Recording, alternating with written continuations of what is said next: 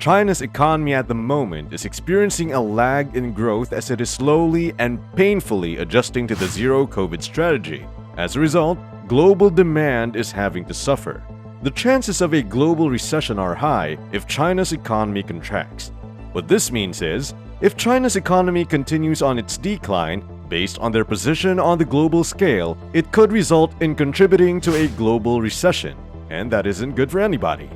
Even as China is not in a constant battle with inflation like the United States and the UK, they still face post-COVID traumas of their own.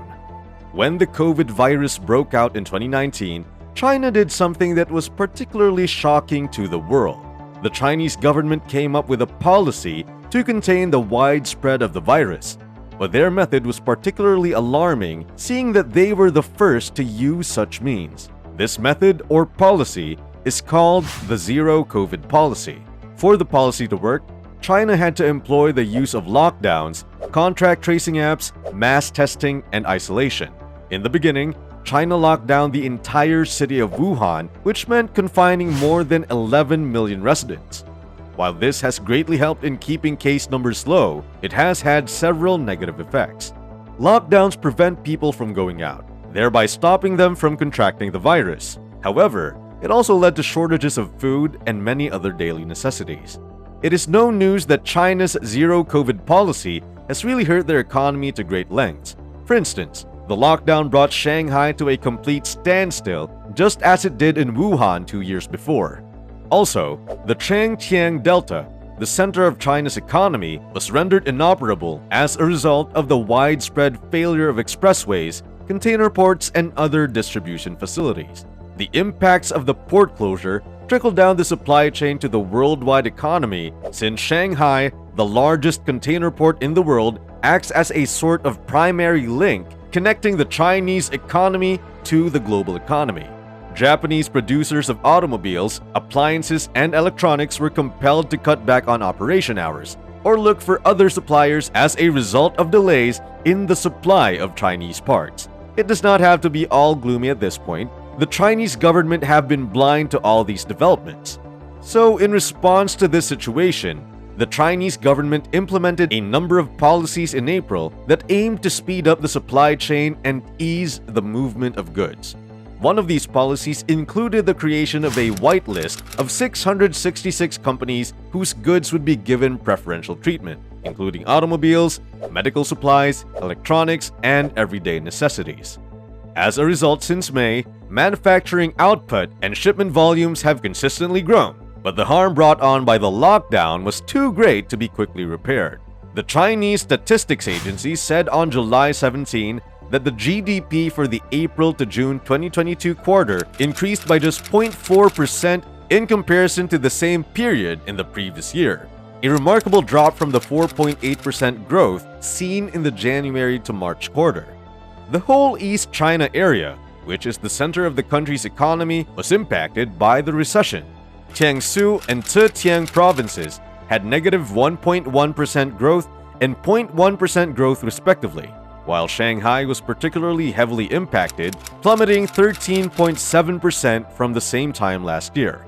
In reality, all of China's main cities suffered severe damage. Beijing's capital likewise passed strict COVID laws, but less severely than the lockdown in Shanghai, which led its GDP to fall by 2.9% from the previous year. According to how labor is distributed worldwide, the effects of the lockout on Chinese and foreign companies will vary according to the industry. Moving manufacturing overseas is no small task for electronics firms since, for example, China has a domestic industrial chain for components and materials that is unrivaled any place else in the world in terms of volume and density. To preserve market share, local production of vehicles and other products for which China is a major market is necessary, even while these industries did suffer severely as a result of the lockdown. The zero-COVID policy is not anticipated to result in any fast migration of production centers to other countries due to the difficulty of doing so. However, firms have already started moving overseas in sectors where they are not required to be based in China and can do so if the conditions are right. For instance, final assembly of tech products. As a result of skyrocketing production costs, labor shortages, and a greater emphasis on economic security, the most recent string of occurrences is merely another downside of carrying on with operations in China for these sectors. In fact, there was a noticeable surge in foreign residents fleeing the nation when the lockdown was removed. As it is, China is the world's largest exporter and second largest importer, with 8 of the top 20 ports in the world. From technology to retail, many of the consumer products found in the ordinary household have either come from or passed through a Chinese port. When Chinese industrial cities come to a halt on short notice, global supply chains suffer, with delays spilling over at local ports, neighboring alternative outlets, and into destination ports, producing instability and confusion across the market. We've already seen 3 of China's biggest players, Shanghai, Shenzhen, and Ningbo, grapple with lockdowns in the last year. They constitute 3 of the top 5 largest ports in the world, although Shanghai, frequently referred to as China's manufacturing powerhouse, handles over 40% of the country's exports. The city's ports lost over 45% of its transportation capacity this spring when the city came to a standstill, resulting in almost 80% of boats being delayed, up from 20% 2 years before. The possibility of abrupt lockdowns still a concern for procurement teams. Supply chains depend on predictability, but at a time when we are learning to deal with other major difficulties, including the effects of the Russia-Ukraine crisis, China's continuing zero-COVID policy is creating uncertainty and putting a toll on the economy. Ocean freight costs have risen dramatically over the past 24 months, often reaching 10 or 20 times the pre-pandemic price on the spot market, while marginally declining more recently.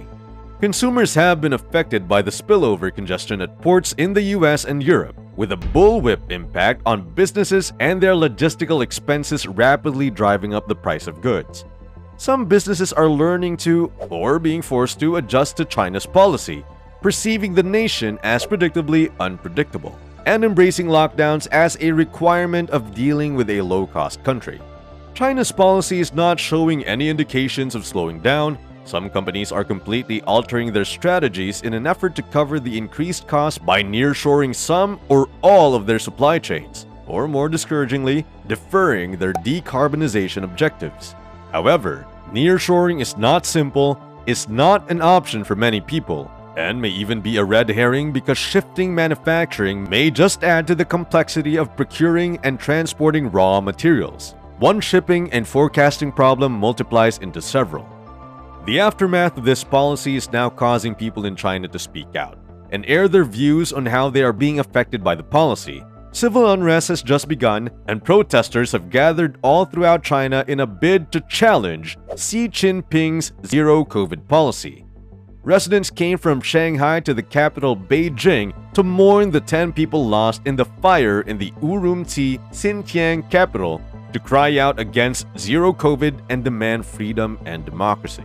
Students protested and put up posters on hundreds of university campuses. Following widespread anti-lockdown demonstrations that erupted in Urumqi on Friday night, locals in lockdown districts tore down fences and marched to the streets in many different regions of the nation. Such massive displays of rage and defiance, some of which lasted far into Monday morning, are incredibly uncommon in China, where the Communist Party in power brutally suppresses all form of criticism. In Shanghai, China, the protesters were eager for the government to end the lockdowns, which was, in fact, the exact words that many of the protesters used. Protesters held up blank white pieces of paper, making them into what can be said to be an understated but strong symbol of resistance. One demonstrator was simply holding flowers when they were subsequently apprehended by the police. Some protesters went so far as to demand the resignation of the Communist Party and its chairman, Xi Jinping. Many people were tired of Mr. Xi's zero-COVID policy, which continues to cause problems in daily life, harm livelihoods, and isolate the nation. Mr. Xi, who in October won a record-breaking third term as the party's general secretary, had become unpopular. All of these have been the effect of the zero-COVID policy. Economists are already saying a global recession is imminent in 2023. Probably countries like the US and UK are already equipped for something like this. There is no way to be certain for now. But experts have little faith that China will be ready for the big blow that is coming. A global recession means an increased unemployment rate, increased inflation, lower wages, deterioration in asset prices, reduced consumer spending, increased interest rate, leading to decreased credit availability, etc. Question is China prepared for all of these?